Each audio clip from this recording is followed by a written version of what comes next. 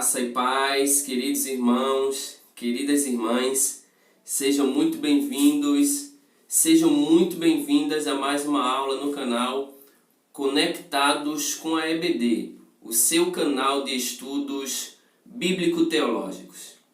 Pela graça de Deus e para a glória de Deus, hoje nós retornamos para dar continuidade ao estudo da lição Os princípios divinos em tempos de crise, a reconstrução de Jerusalém e o avivamento espiritual como exemplos para os nossos dias. Bem, então, nesta lição muito especial, hoje nós já chegamos, na verdade, à lição de número 5, quando estudaremos Zorobabel recomeça a construção do templo. Lição de número 5 para o dia 2 de agosto do ano em curso. Repetindo o título da nossa lição, Zorobabel recomeça a construção do templo. E já quero te convidar para estar ligadinho até o final desta aula, pois certamente você será abençoado pela palavra de Deus. Mas antes de iniciar a aula propriamente, eu já quero te pedir, gostou do vídeo? Já dá aí o seu joinha, já deixa o seu like, faça também os seus comentários e compartilhe com outras pessoas. E claro, se ainda não se inscreveu no canal, inscreva-se e ative o sininho para receber as notificações de tudo que postarmos aqui. Amém? Pois fazendo isso você contribui para que o nosso canal possa crescer e nos incentiva a continuarmos produzindo material desta natureza para abençoarmos tantas vidas que sejam alcançadas através destas aulas, através do canal Conectados com a EBD. Então vem comigo, pois certamente hoje será uma bênção. O texto áureo da nossa lição, Ageu, capítulo 2, versículos 10 e 18. Ageu, capítulo 2, versículos 10 e 18. Ao 24º dia do mês, nono, no segundo ano de Dario, veio a palavra do Senhor pelo ministério do profeta Ageu, dizendo: Ponde, pois, eu vos rogo, desde o dia em que se fundou o templo do Senhor, ponde o vosso coração nestas coisas. A verdade prática diz o seguinte: sob o poder de Deus, a igreja torna-se imbatível no cumprimento das tarefas que Cristo lhe entregou. Repetindo, sob o poder de Deus, a igreja torna-se imbatível no cumprimento das tarefas que Cristo lhe entregou.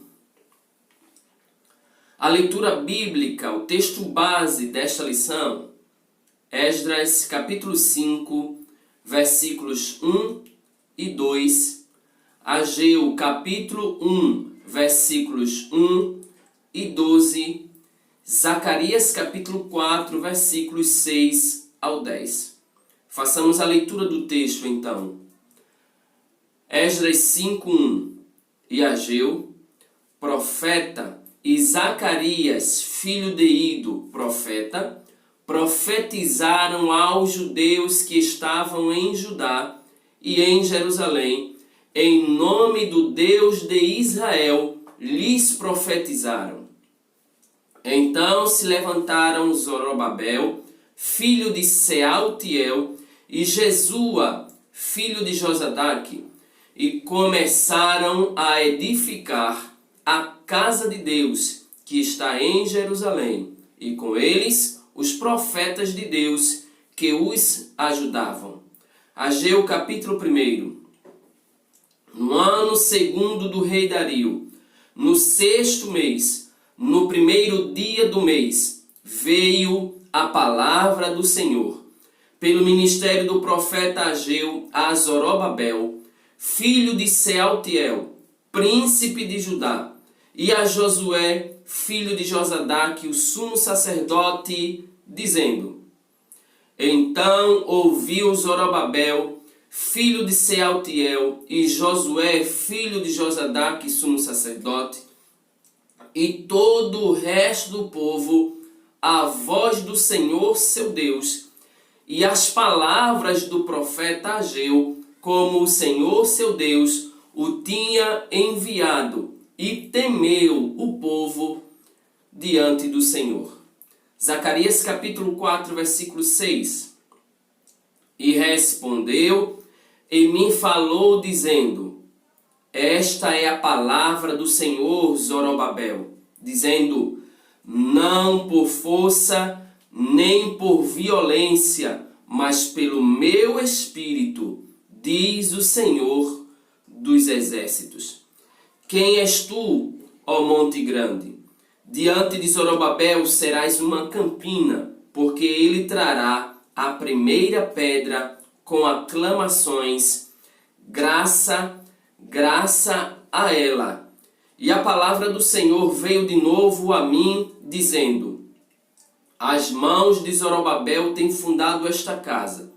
Também as suas mãos a acabarão, para que saibais que o Senhor dos exércitos me enviou a vós.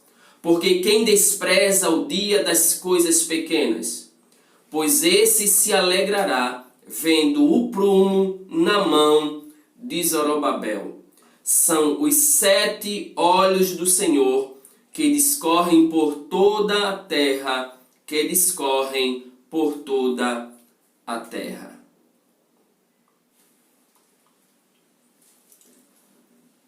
A construção do templo passou 15 anos parada. Os filhos de Israel iniciaram-no, mas pararam por conta das dificuldades. E isso durou 15 anos. 15 anos nos quais não se ouvia barulho de adoração no templo. Não se sentia aroma de sacrifício oferecido a Deus. Deus, portanto, incomodado e inconformado com esta situação, levantou 2 homens com quem ele podia contar para trazer uma palavra de despertamento, de esperança para o coração, ao coração dos filhos de Israel. Por isso, ele levantou os profetas Ageu e Zacarias para intervir e dar um basta a essa situação. O ponto central que nós destacamos na lição de hoje é que os profetas que Deus levanta, e olha que Deus sempre terá seus profetas independentemente das épocas ou das circunstâncias, os profetas que Deus levanta são necessários para a sua obra. O comentarista, portanto, ele vai trazer uma abordagem muito interessante. No primeiro tópico da lição, ele já vem mostrando para nós que foi Deus quem suscitou, foi Deus quem levantou os profetas Ageu e Zacarias. Primeiro, nós vamos observar, e eu quero que vocês, se possível, acompanhem, observem comigo Ageu, capítulo de número 1, versículo de número 1. A palavra de Deus é muito clara, ela é enfática. E olha o que vai dizer Ageu, capítulo 1, versículo 1. No ano 2º do rei Dario, no 6º mês, no 1º dia do mês, veio a palavra do Senhor pelo ministério do profeta Ageu. Deus levanta Ageu para profetizar. Mas além de levantar Ageu, ele também levanta Zacarias. E olha o que está escrito, Zacarias 4, versículos 1 e 6. Versículo 1. E tornou o anjo que falava comigo e me despertou como a um homem que é despertado do seu sono. Versículo 6. E respondeu e me falou dizendo: esta é a palavra do Senhor a Zorobabel, dizendo: não por força, nem por violência, mas pelo meu espírito, diz o Senhor dos exércitos. Deus vai levantar estes homens porque precisa deles, contar com eles.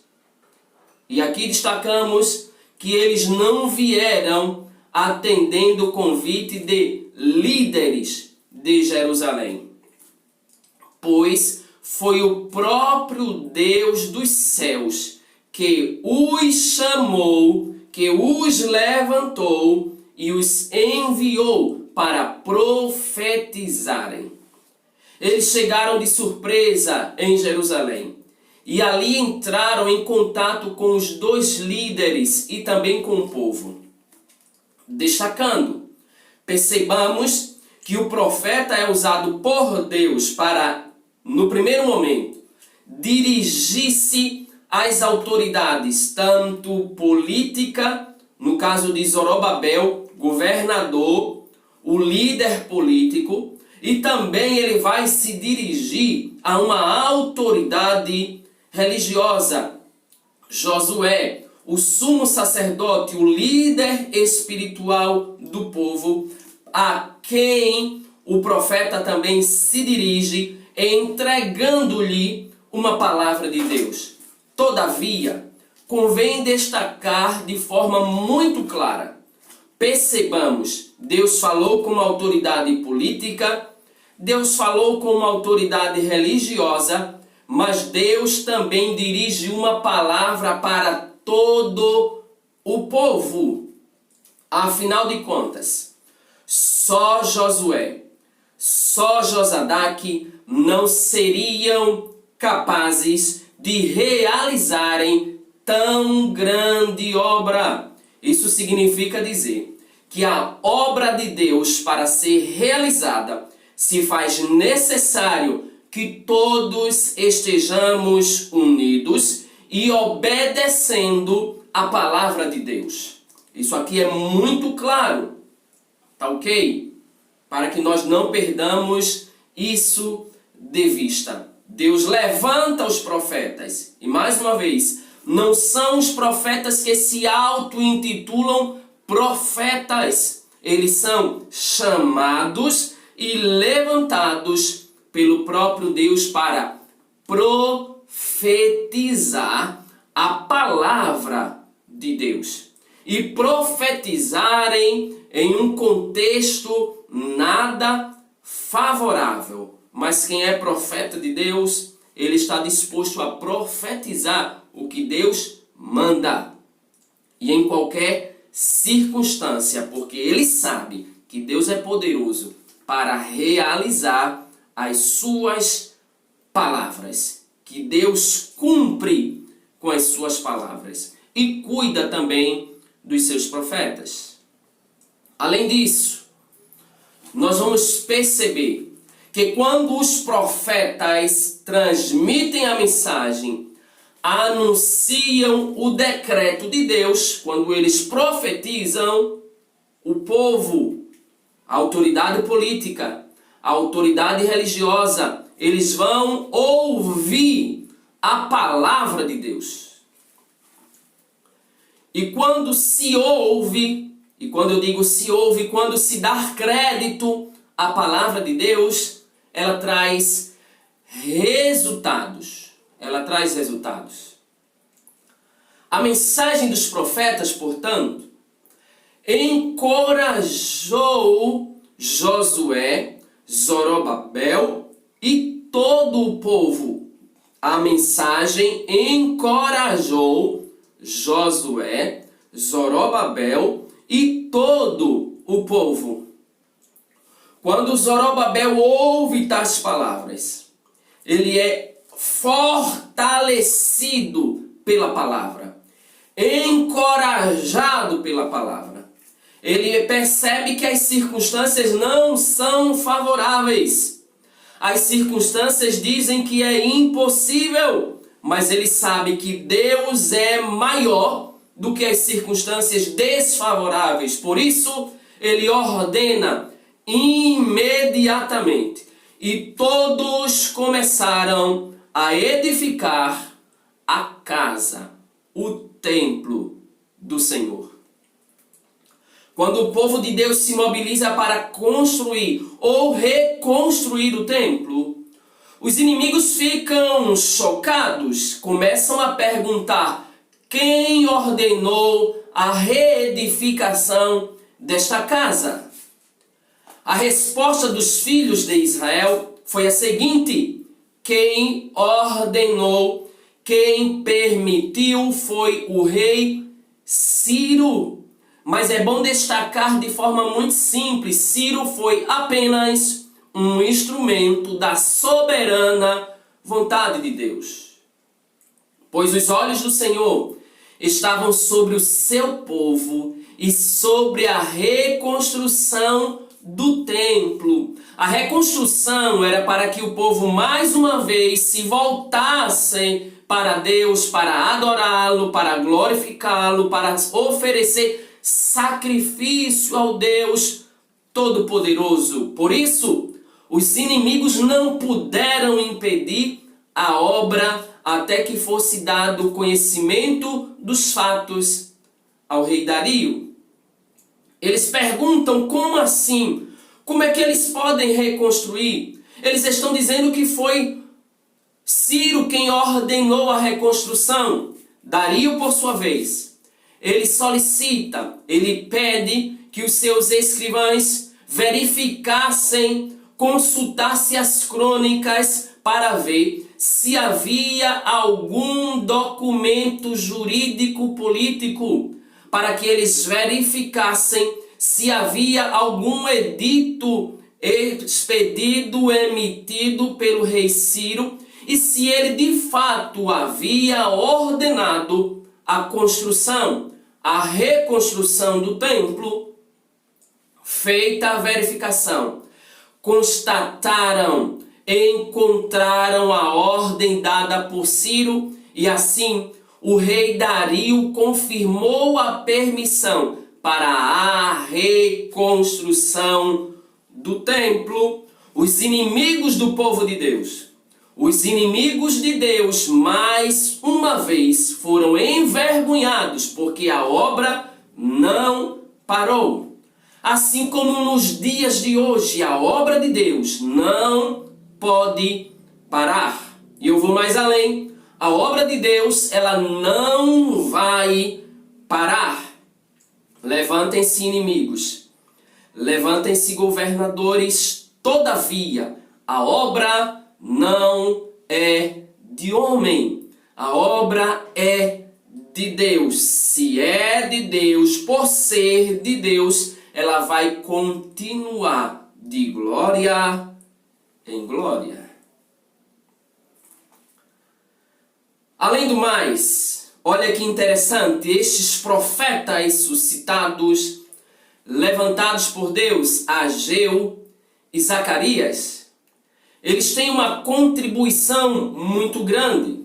Aliás, diante de tal palavra profética, diante de tais profecias, há um impulso espiritual dado pelos profetas. Impulso este que continuou dominando os construtores até a conclusão da construção. Eu vou repetir. A palavra de Deus, a profecia foi tão profunda porque a palavra de Deus não morre. A profecia de Deus, ele zela para a cumprir. Aquela palavra dominou o coração do povo que outrora estava desanimado. Aquela palavra dominou o coração do povo que outrora estava desesperançado. Mas agora eles estão impulsionados espiritualmente e continuam a obra sem ser simplesmente impedido. Por qual razão? Eles querem acabar, finalizar o que eles haviam iniciado. Ou seja, os profetas Ageu e Zacarias continuavam dando a sua cooperação. Aí a palavra vai dizer que prosperando pela profecia do profeta Ageu e de Zacarias, filho de Ido, e edificaram a casa e aperfeiçoaram conforme o mandado do Deus de Israel, e conforme o mandado de Ciro e de Dario e de Artaxerxes. E acabou-se esta casa. A expressão acabou-se aqui é finalizaram a obra, ô glória.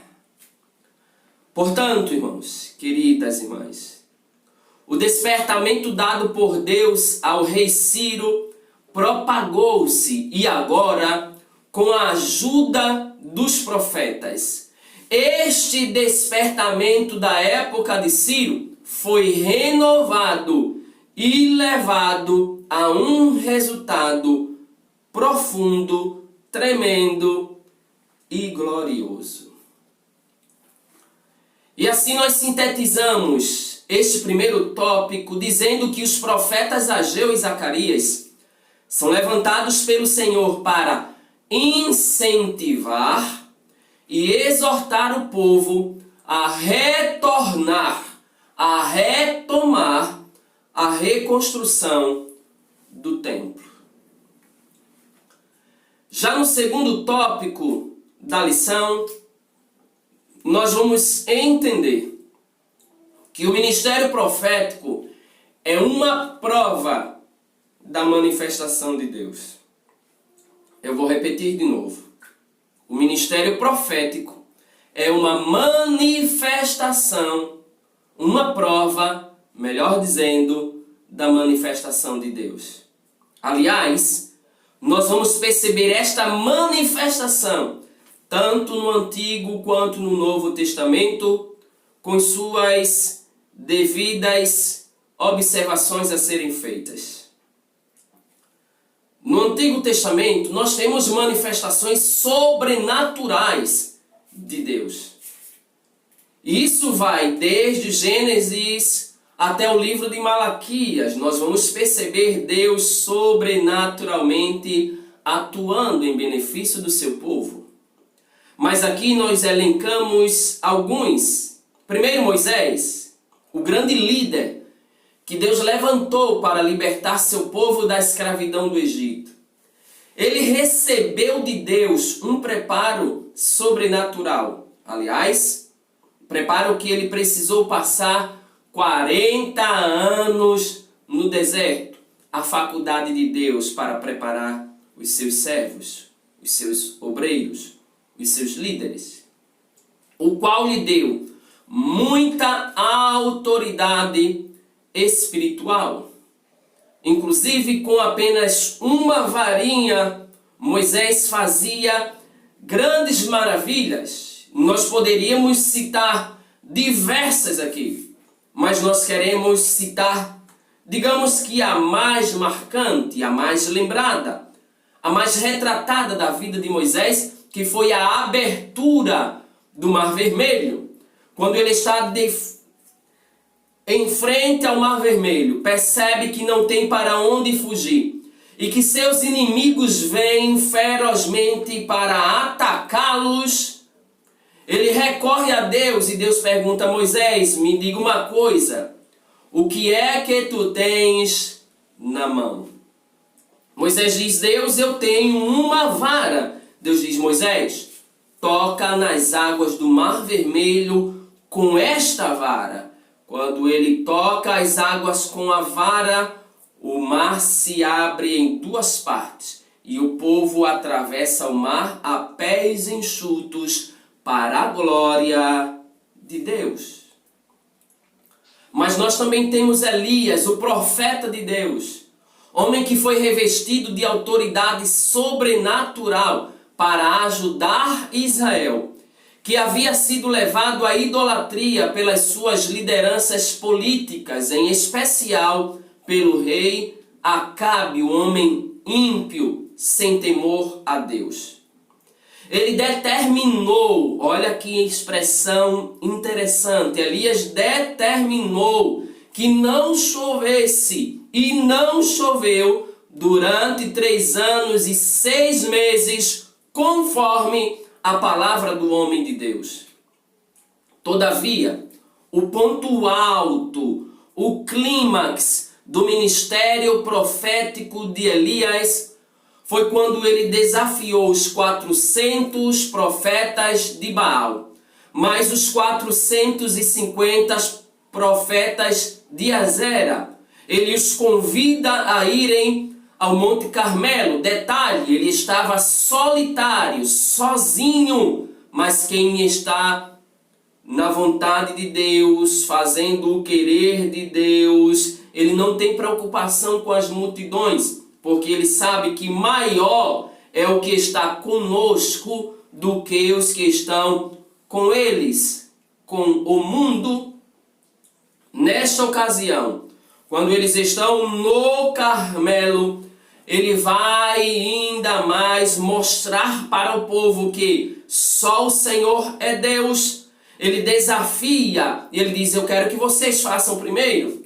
Ofereçam sacrifícios e invoquem a Baal, porque o Deus que responder com fogo, este é Deus.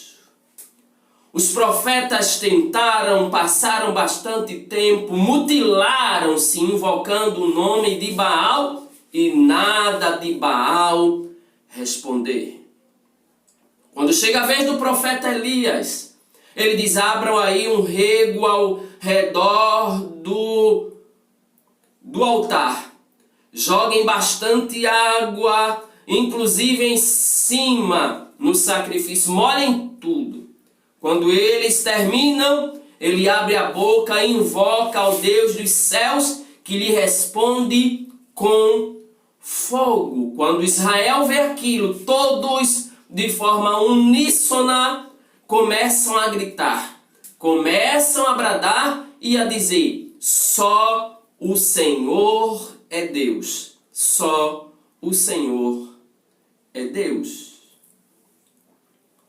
Mas, queridos, nós também temos manifestações sobrenaturais no Novo Testamento, porque Deus também está trabalhando no Novo Testamento, na vida dos seus filhos, dos seus servos, da sua igreja. Aliás, com o derramamento do Espírito, os dons espirituais, eles entram em ação e passam a ser a própria preparação divina para o exercício do santo ministério. O Senhor se faz valer dos dons espirituais para preparar os seus servos para pregarem o Evangelho, para ganharem vidas, mas também para edificarem a sua igreja. O apóstolo Paulo, inclusive, escreveu para Timóteo uma mensagem de exortação, na qual ele vai dizer: Timóteo, não desprezes o dom que há em ti. 1 Timóteo capítulo 4, versículo 14. Pouco antes de ser martirizado, ele volta a escrever a Timóteo e vai dizer: Timóteo, desperta o dom de Deus que há em ti. Ele também vai recomendar para os irmãos da cidade de Corinto, e isso aqui deve ecoar nos dias de hoje, na igreja de Cristo no século 21. Olha o que Paulo vai dizer para os irmãos, para a igreja: procurai com zelo os melhores dons. E procurai com zelo os dons espirituais, mas principalmente o dom de profetizar. Sintetizando este tópico, nós vamos simplesmente dizer que o ministério profético foi, será uma prova da manifestação de Deus no meio do seu povo, na sua igreja. E aqui nós chegamos ao terceiro tópico e precisamos fazer algumas observações, portanto fique muito atento.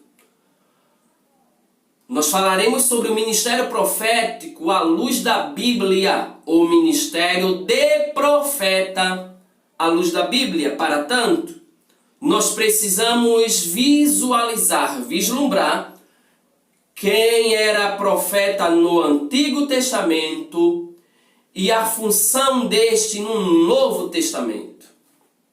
Pois bem, o profeta na dispensação do Antigo Testamento, ele, além de transmitir a mensagem de Deus para o povo, ele era aquele indivíduo responsável por receber a mensagem de Deus e dispensá-la, entregá-la para o povo.